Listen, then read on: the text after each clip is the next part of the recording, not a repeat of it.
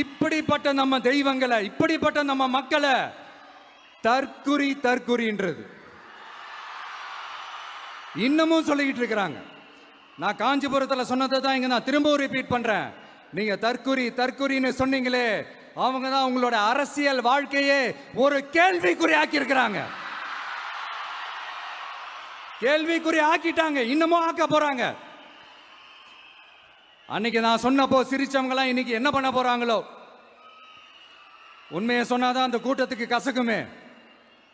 உண்மையிலே நீங்க மக்கள் மனசை புரிஞ்சு வச்சிருந்தீங்கன்னா நீங்க இப்படி மக்களை தப்பாவே பேசியிருக்க மாட்டீங்க.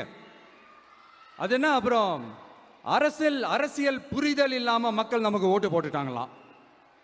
இந்த கவர்ச்சியில மயங்கி மக்கள் நமக்கு ஓட்டு போட்டுட்டாங்களா? நான் என்ன, சரி விடுங்க.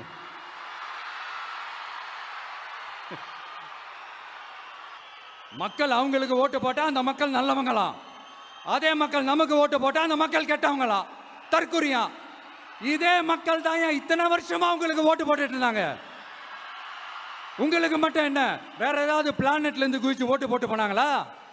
தற்குறியாமா? தற்குறி நல்லா வருது, வேணான்னு பாக்குறேன். எங்க அண்ணன் விஜயகாந்த் அண்ணன் சொல்ற மாதிரி